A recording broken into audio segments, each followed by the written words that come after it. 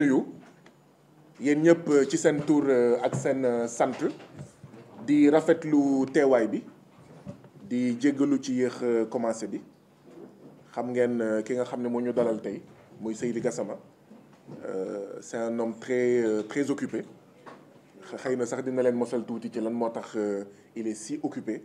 notamment aujourd'hui depuis fajar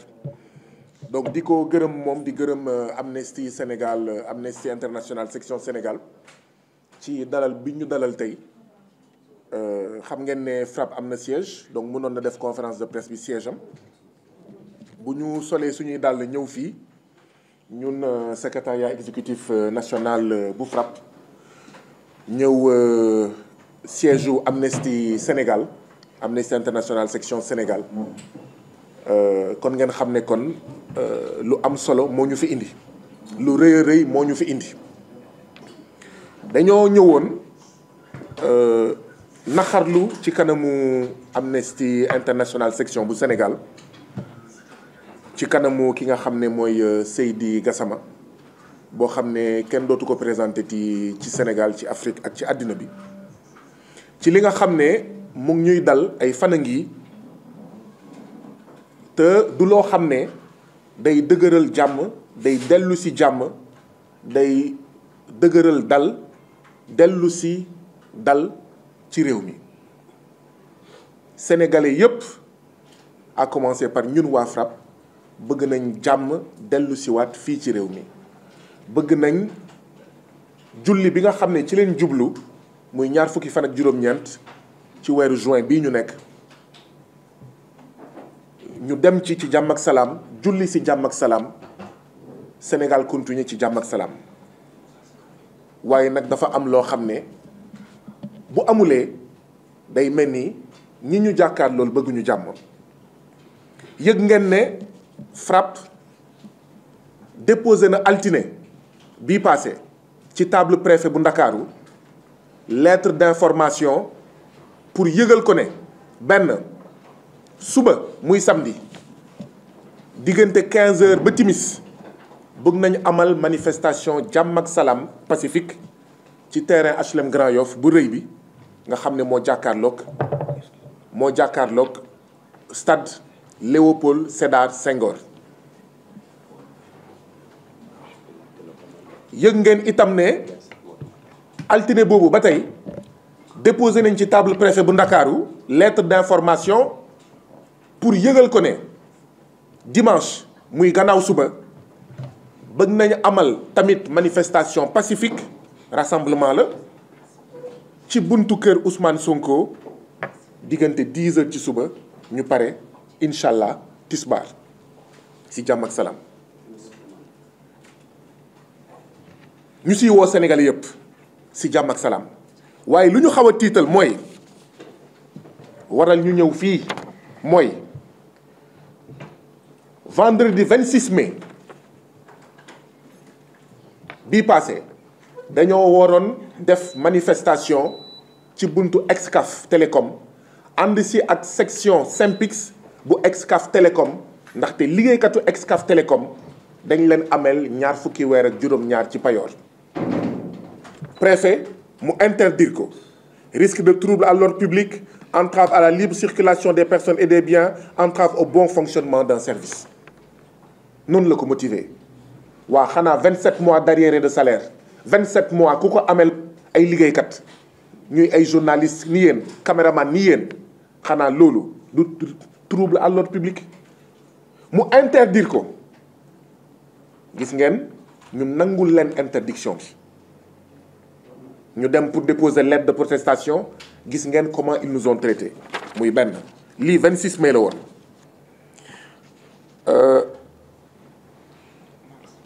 non ça c'est trop loin waaw d'accord samedi 4 mars beneen interdiction FRAPP dafa waxoon ne day def manifestation devant ambassade bu Tunisie ginnaaw bi nga xam ne président bu Tunisie mu ngi doon yëkkati ay kàddu yoo xam ne organisation des droits de l'homme ak société civile yépp yu nekk Tunisie ñu ngi ko doon ñaawlu ndax kàddu yooyu li mu indi mooy ñuy tongali képp ku am der bu ñuul ci Tunisie ñu interdire ko risque de trouble à l'ordre public, entrave à la libre circulation des personnes et des biens. Nous dem pour déposer lettre ñu gazé ñu muy ñaar. Le 10 juin samedi 10 juin moo nekkoon manifestation F24 bi nga xam ne FRAPP moo déposé woon pour F24 ñu interdire ko. Menace réelle de trouble à l'ordre public, risque de débordement et de sabotage des biens publics et privés, entrave à la libre circulation des personnes et des biens. Lundi 12 juin ñun la ba léegi de FRAPP bi moom yëgu leen ko woon lundi 12 juin dañoo déposé woon pour manifester préfet interdire ko. Mardi 13 juin dañoo déposé woon pour manifester ci jàmm ak salaam préfet interdire ko. Mercredi 14 juin dañoo déposé woon pour manifester ci jàmm ak salaam ndax lan bañ rek ñu baare ay tali bañ rek ñu toj ay vitres ak ñoom seen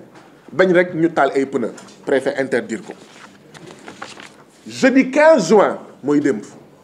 dañoo bëggoon manifester ci jàmm ak salaam préfet interdire ko. xam ngeen ne lii bëri na de te lii mooy yu gën a tuuti yi ñu fi indi bugguñu woon dellu ginnaaw ci interdiction yi ni mu bëri wee waaye léegi kon kan mooy menace de risque à l'ordre kan mooy menacer l'ordre public au Sénégal. moo tax tam ñu ñëw tey seet si suñu doyen Seydi Gassama xamal ko ne ñun de waa FRAPP jàmm la ñu bëgg ñun de waa FRAPP li sénégalais yi namm moom la ñu namm mooy bugguñu dara toj bugguñu pën a tàkk bugguñu yoon yi mu am barrage. waaye li koy waral li koy indi bokk na ci président Macky Sall nangu ne képp ku nekk ci réew mi képp ku nekk ci réew mi te nga am gis-gis nga bëgg manifester war nga mun manifester ci jàmm ak salaam librement et pacifiquement. gis ngeen semaine bii rek altine mardi àllarba alxames ñeenti manifestation semaine bii rek tey rek la ñu déposé wul manifestation suba bëgg nañ manifester gannaaw suba bëgg nañ manifester waaye lii ba kañ. Force restera à la loi mais force restera à la constitution ndaxte manifester c'est un droit constitutionnel. lu tax ñu bëgg a manifester benn d'accord ñu ak troisième candidature bu Macky Sall ñaar ndaxte dañoo jàpp ne troisième candidature am daf fiy yee fitna daf fiy yee ay. ñett d'accord ñu pour que ay candidats ñu liquider leen ne du ngeen bokk mooy Khalifa Ababacar Sall mooy Karim Meïssa Wade mooy Ousmane Sonko ndaxte day yee fitna te am nañ sañ-sañ ne dañuy bokk. ñett lu ëpp juróomi téeméeru détenu politique ñu ne nañu tabaski ci jàmm ak salaam xanaa ñoom bokkuñu ci tabaski jàmm ak salaam ñun kay bëgg nañ tabaski ci jàmm ak salaam. waaye na ñëpp tabaski ci jàmm ak salaam donc ñi caabi féete ginnaaw ndax dañ leen jàpp ndax d'accord ñu ak troisième candidature troisième mandat ndaxte dañoo bokk FRAPP ndaxte dañoo bokk Sénégal notre priorité ndaxte dañoo bokk rassemblement pour la vérité ndaxte dañoo bokk nitu dëgg valeur ndaxte dañoo bokk Pastef ak ñoom seen mais ñooñu foog ñu bàyyi leen ñu génn. loolu itam bokk na ci li tax ñu bëgg a manifester suba ak gannaaw suba waaye itam ñii ñu rey ñii ñu torturer ñii ñu gaañ yoon def liggéeyam loolu bokk na ci li tax ñu bëgg a manifester. waaye itam signalu Walfadjri bii ñu dagg ci anam yoo xam ne ñëpp xam nañ ne du dëgg du yoon di menacer ay pères ay mères ay soutien de famille yu fay liggéey. mais signal boobu nañ ko dellu si sans délai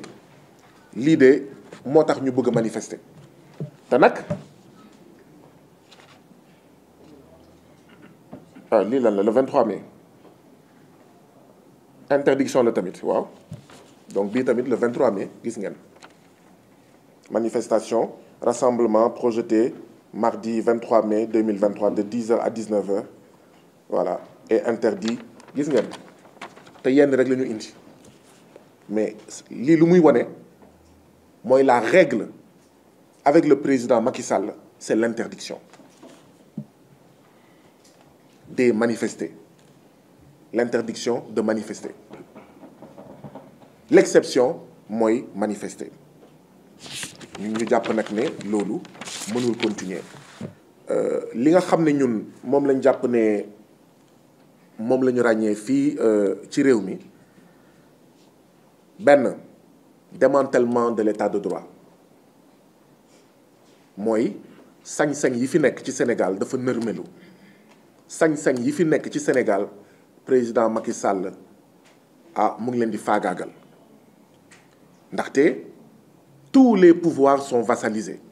dem na sax ba pouvoir exécutif daanaka tey mooy pouvoir judiciaire te nag ñu ngi interpeller Union des magistrats du Sénégal ndaxte nag pouvoir exécutif mënul vassaliser comme nu mu koy defee ñuy def répression judiciaire comme nu ñu koy defee ba lu ëpp juróomi téeméeri doomu aadama góor ak jigéen mag ak ndaw caabi féete leen ginnaaw jamono ji ba pare Union des magistrats du Sénégal ne pat ñu ngi tere ay avocat président Ousmane Sonko dem seeti seen client Ousmane Sonko te loolu du dëgg du yoon ñu ngi interpeller le barreau du Sénégal mi nga xam ne mu ngi ne pat depuis boobu mais procureur bu Kolda fii la def benn communiqué boo xam ne ministère de la justice mel na ni communiqué boobu procureur bu Kolda def musul exister. Ce à quoi nous assistons aujourd'hui au Sénégal mooy la démolition des droits fondamentaux avec des manifestants tués, des manifestants torturés, des droits constitutionnels confisqués, des libertés violées. ki nga xam ne tey moo symbolisé moo mandargaal li nga xam ne ay at a ngi ñun ñu ngi koy naqarlu naan nañu moytu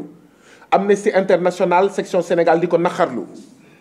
muy li ñuy woowee traitement inhumain et dégradant muy torture ki nga xam ne tey bokk na ci ñi ko mandargaal bu baax a baax mooy li ñu def suñu mbokk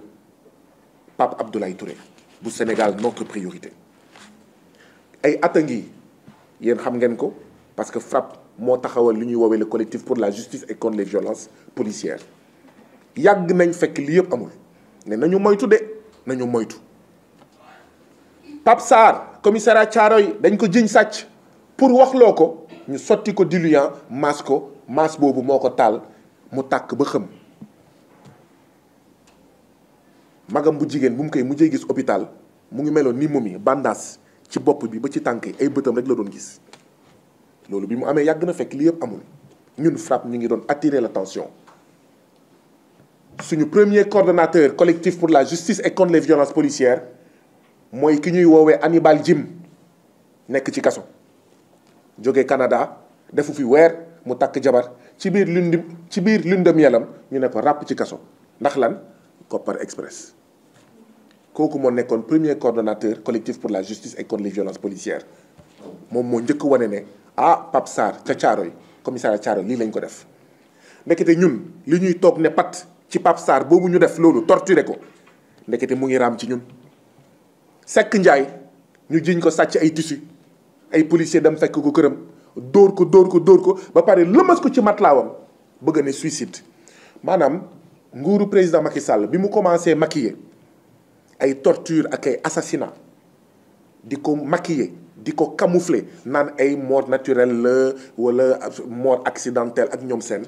boobu la commencé. Elimane Touré ñu jàpp ko commissariat port mu ngi dund dara dalu ko woon bi mu génnaatee dafa dee il est sorti du commissariat du port les pieds devant ñoo ñëpp yàlla leen yàlla yërëm xaare leen aljana. Abdoulaye Timéra fii la ko auto police mbëkk yéen ñëpp yaa ngi di fàttaliku vidéo yi plaque d'immatriculation police ba tey rien. Donc en réalité dafa mel ni jamono jooju entraînement la woon lancement la woon bande annonce la woon bande buy annoncé li nga xam ne dina nar a am à grande échelle. ñun waa FRAPP bi ñuy dem ñaani ndaxte dañu invité ci sàccum suuf ay nervi ñu mobiliser ay njaganjaay ñu dal suñu kaw ñu porter plainte pas pour ñun mais porter plainte pour que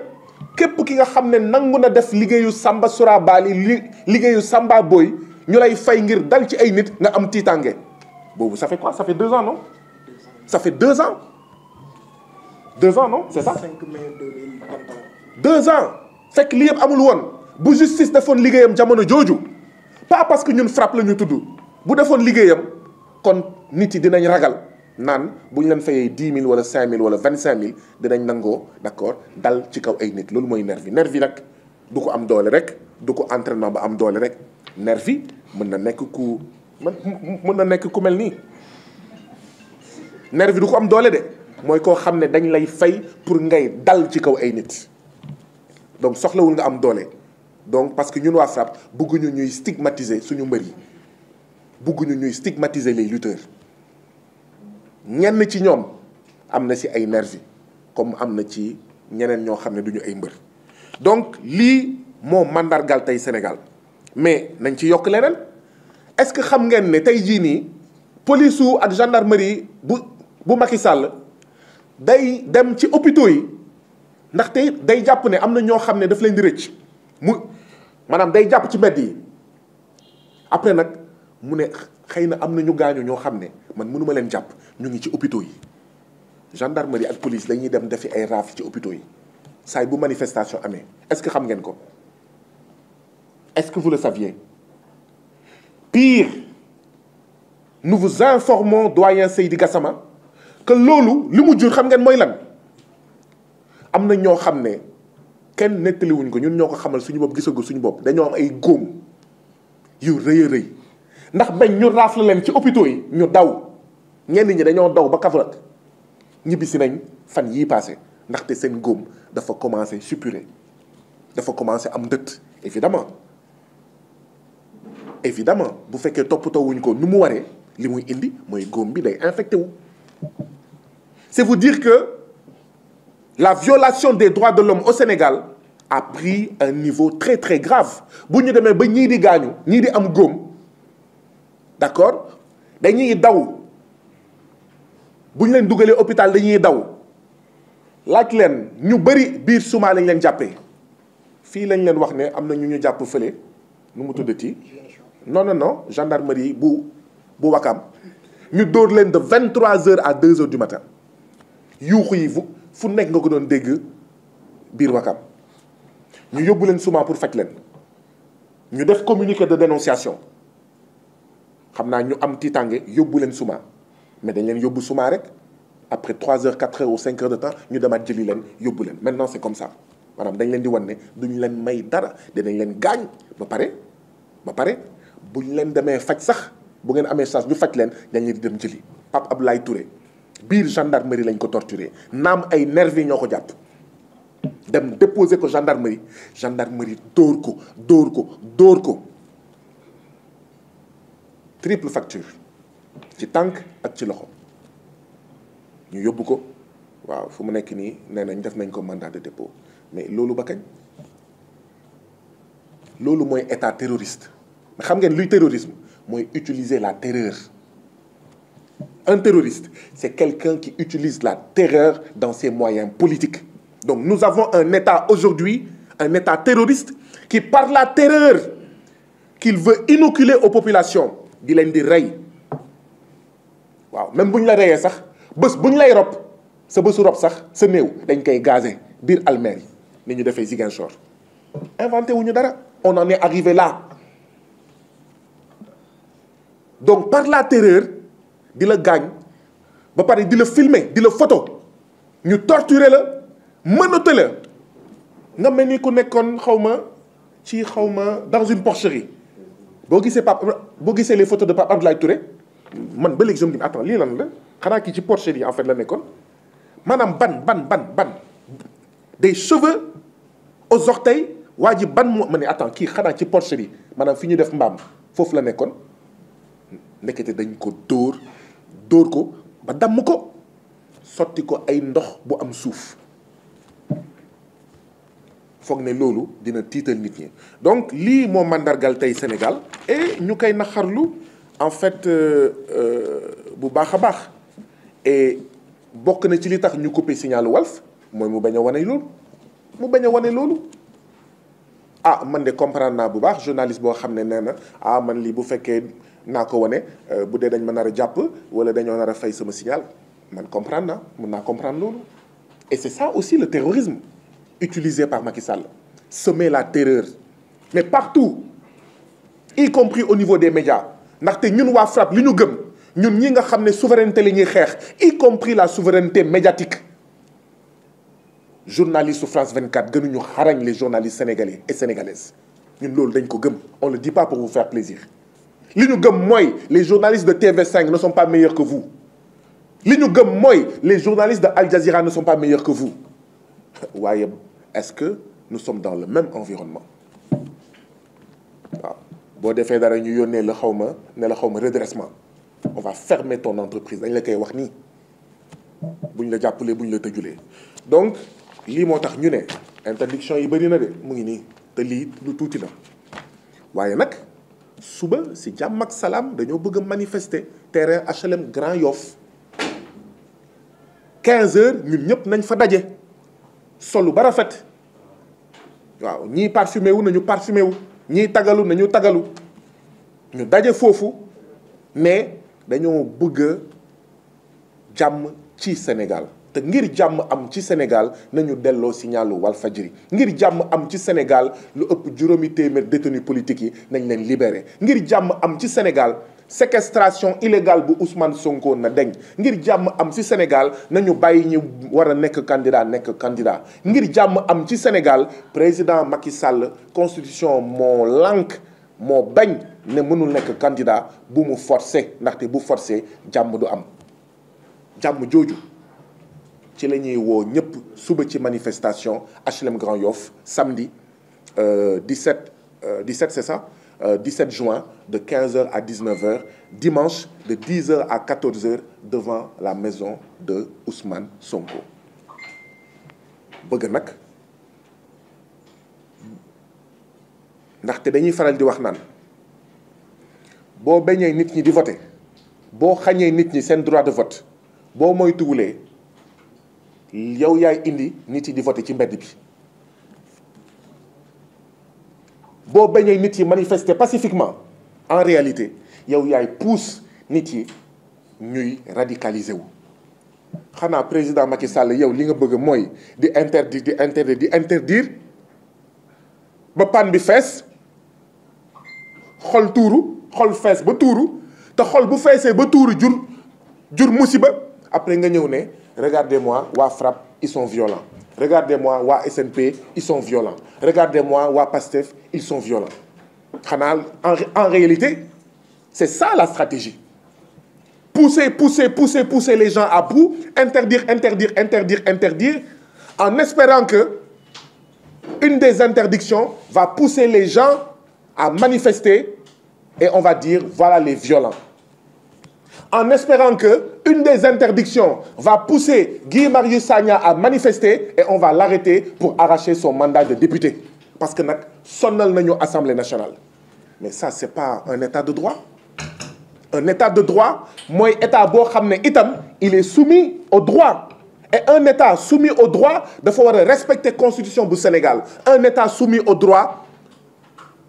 dafa war a respecter article bi nga xam ne mooy may citoyens sénégalais yi ñu manifester bien sûr de manière encadrée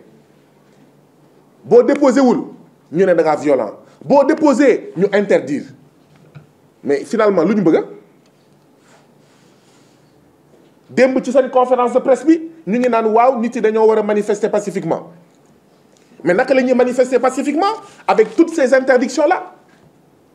naka la ñuy manifester pacifiquement ndaxte tamit foog ñu wax ñu à quel ba pare dañ la koy jox bés bi nga xam ne doo sax mun saisir les cours et tribunaux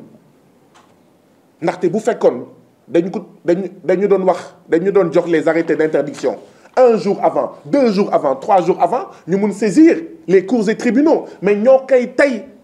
di la ko jox guddi wala di la ko jox ci bés bi wala di la ko jox à 1 heure de temps ñun FRAPP jox nañ ñu arrêté d'autorisation ci biir manifestation donc lii mooy suñu tànk fii tey naqarlu li nga xam ne moo xew ci interdiction yi et lancer un appel à la paix au président Macky Sall. La paix c'est la justice. La paix c'est le respect de la Constitution. La paix c'est le respect des droits, de tous les droits. man de bi ma juddoog léegi musuma gis manifestation autorisée pour déborder doyen Seydi Gassama nag moo ma féete mag mais xëy na gis na yeneen bu amee itam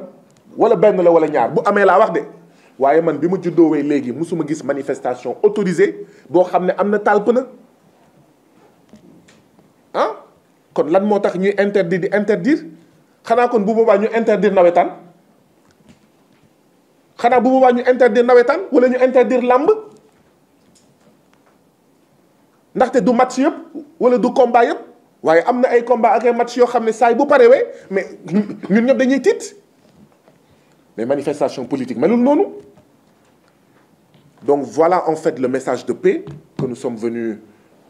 amener ici au doyen Seydi Gassama à Amnesty, à la section sénégalaise de Amnesty Sénégal, et prendre à témoin l'opinion publique nationale et internationale que nous avons essuyé plus de 10 manifestations interdites d'affilée. fàtte woon naa sax benn ñu ne dialogue politique nga interdire ñu ne bii endroit nga interdire ñu tànn beneen salle nga interdire ñu dem siège u grand parti nga interdire boobu tamit war nañ ko boole ci interdiction yi kon finalement Macky Sall lu mu bëgg def ñu ay jàmm mënul nekk ndaxte man sax bu ma nanguwee xëy na soxna Absa du nangu ndaxte man sax bu ma nanguwee xëy na sëñ Xoxaan du nangu nañu waxante dëgg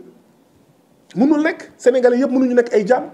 sénégalais yëpp mënuñu nangu un régime d'interdiction.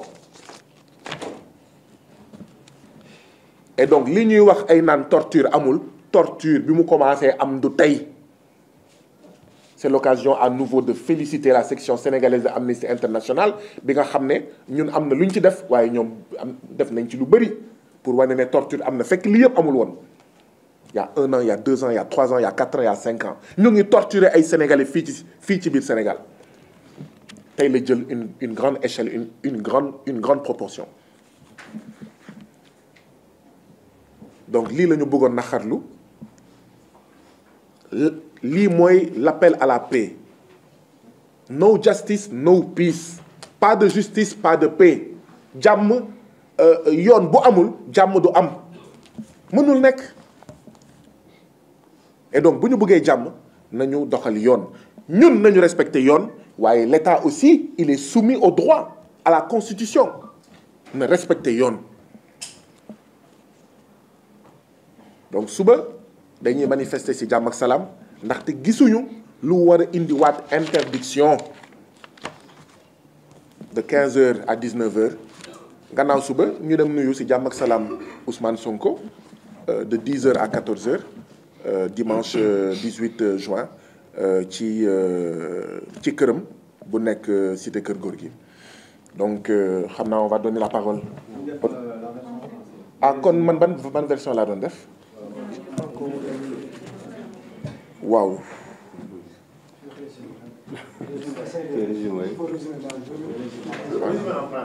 ma résumé en fait dama xaw a jaxaso. On commence à faire les conférences seulement en langue nationale. Mais bon, comme ils mettent en commun international,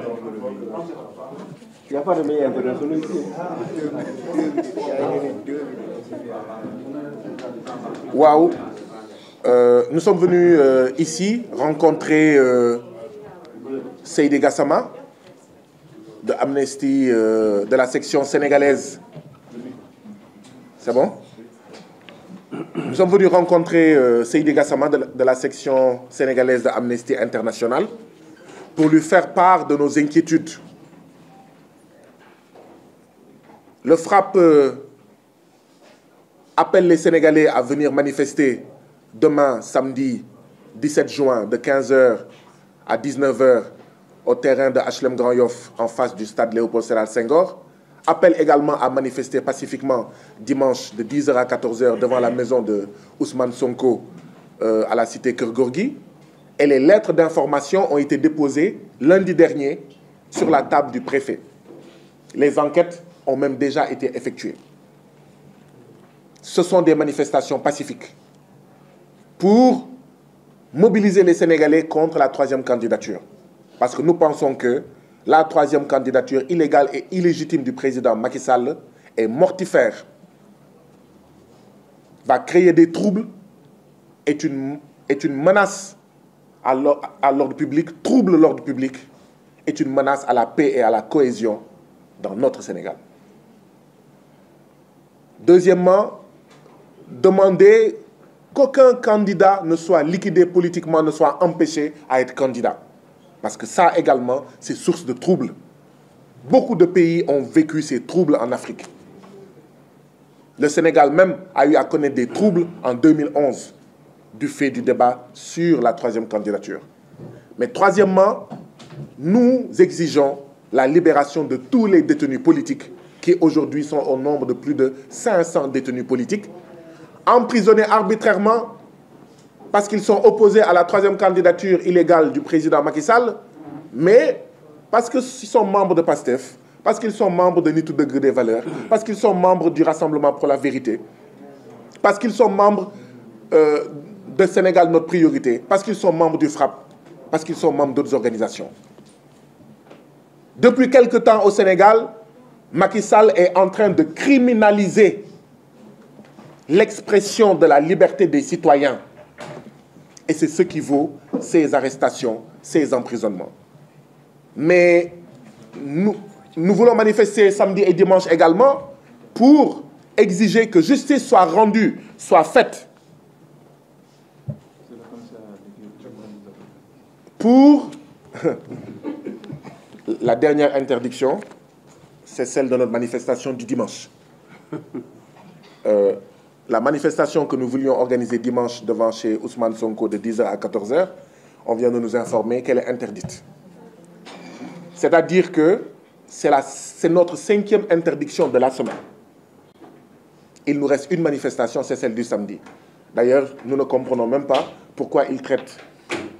la manifestation du dimanche avant celle de samedi demain. C'est-à-dire, sur 6 manifestations, le président Macky Sall en a interdit 5. Il nous reste une manifestation, c'est celle de demain. J'espère qu'elle aura lieu. En tout cas, nous ferons tout pour qu'elle ait lieu. Donc voilà en fait pourquoi les Sénégalais se radicalisent. En réalité, c'est par des pratiques pareilles que le président Macky Sall radicalise les citoyens sénégalais. Nous voulons manifester également pour exiger le retour du signal de Walfadjri, illégalement suspendu ce signal, et qui menace des emplois, qui menace des pères, mères et soutiens de famille. Nous voulons manifester également pour dire que ce qui est fait au président Ousmane Sonko, séquestré, auquel on impose un blocus à la cité Keur Gorgui, est tout simplement inacceptable. Et il faut lever cela. Dans un état de droit, c'est un juge qui doit faire cela. Et nous attirons l'attention des Sénégalais. Quand le ministre de la Justice dit que ceux qui ne sont pas d'accord avec le blocus imposé au président Ousmane Sonko chez lui, qu'ils peuvent provoquer une décision de justice pour l'attaquer devant les tribunaux, ça signifie qu'ils sont prêts, au moins pour 4 mois, à faire cela. Parce que pousser le ministre de l'Intérieur à réagir, au pire des cas, il peut rester silencieux. Et le silence signifie, en fait, est une décision, est une expression du ministère de l'Intérieur quand ce silence-là dure 4 mois. Donc ça veut dire que le ministre de la Justice nous dit en d'autres termes qu'ils sont prêts à imposer ces barrières dans Cité Keur Gorgui autour de la maison du président Ousmane Sonko pendant 4 mois. Parce que vous pouvez interpeller le ministre, il vous répond par écrit. S'il ne vous répond pas, vous devez attendre que son silence dure 4 mois. Et quand ça va durer 4 mois, vous pourrez en ce moment-là saisir les cours et tribunaux pour attaquer cette décision, d'accord, devant les cours et tribunaux. Et donc, nous avons déposé donc ces lettres d'information lundi pour manifester samedi et dimanche. L'interdiction de la manifestation du dimanche est tombée pour les raisons que je viens d'énoncer tout à l'heure. Et nous étions venus rencontrer Amnesty International, sa section sénégalaise, pour lui faire part de nos inquiétudes, parce que si on veut la paix dans ce pays-là, il faut la justice, il faut le respect de la Constitution, il faut respecter les droits de tous les citoyens sénégalais, notamment de pouvoir manifester pacifiquement et librement quand ils le souhaitent, bien sûr, sous l'encadrement de la loi, sous l'encadrement des forces de défense et de sécurité. Nous sommes venus également dire très clairement que nous avons entendu la conférence de presse de tout le gouvernement hier, mais de la même manière que le livre blanc du gouvernement du Sénégal ne peut blanchir Macky Sall et son gouvernement des actes de torture, des actes de traitement inhumain et dégradant, des actes d'assassinat. Et c'est l'occasion de dire que depuis le 1er juin, nous tous nous répétons 16 morts, 16 morts, 16 morts, 16 morts. Non, aujourd'hui on est à 30. Arrêtons de dire 16 morts. Nous sommes à 30. Et ça, c'est compte non tenu des nervis qui ont été assassinés. C'est compte non tenu des policiers. Oui, ça ne devrait pas vous surprendre. Pour nous, toutes les vies sont importantes. De la même manière que les 30 civils qui sont morts du fait de la volonté du président Macky Sall de briguer une 3e candidature et de liquider l'opposant Ousmane Sonko et d'autres opposants, de la même manière, les nervis qui sont morts de cette même volonté mortifère du président Macky Sall. Les policiers qui sont morts de cette même volonté du président Macky Sall, de sa stratégie du chaos. Et nous avions alerté depuis longtemps en disant « Attention au syndrome Fodé Ndiaye ». Nous ne voulons pas d'un autre Fodé Ndiaye. Nous ne voulons pas d'un autre... Diouf, comment il s'appelle? Ndiaga Diouf. Nous ne voulons pas d'un autre Fodé Ndiaye. Fodé Ndiaye, c'est le nom du policier originaire de Koungheul, qui est mort lors des événements de la 3e candidature en 2011. Ndiaga Diouf, je n'ai pas besoin de le présenter. Donc nous sommes soucieux de la vie de tout le monde, de la vie de nos FDS, de la vie des manifestants,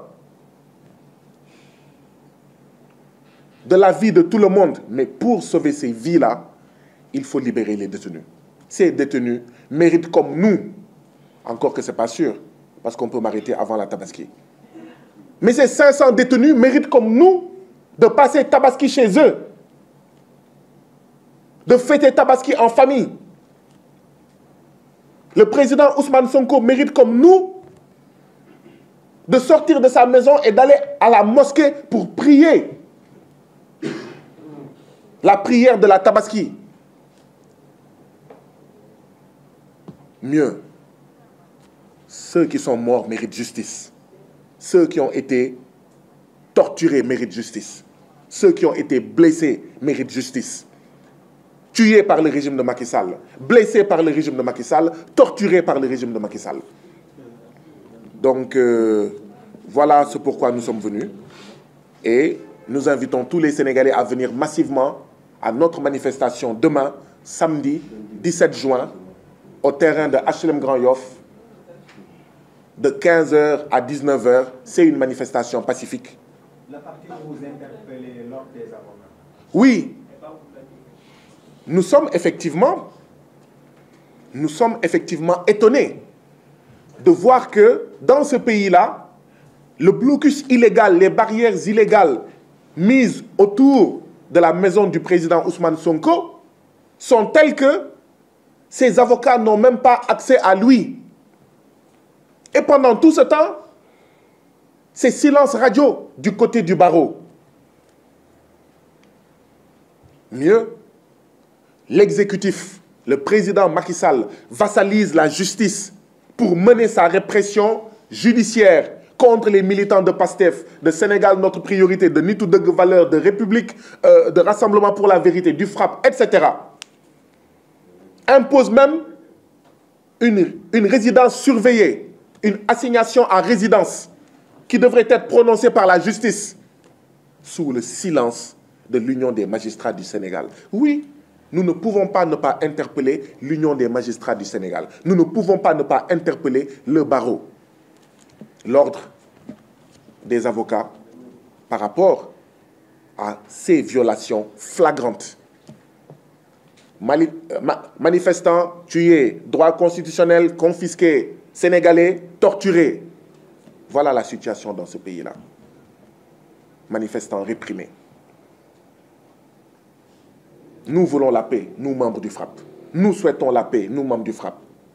Et nous allons continuer à œuvrer pour la paix. Mais l'autre nom de la paix s'appelle justice. L'autre nom de la paix s'appelle respect de tous les droits, notamment constitutionnels. Je vous remercie.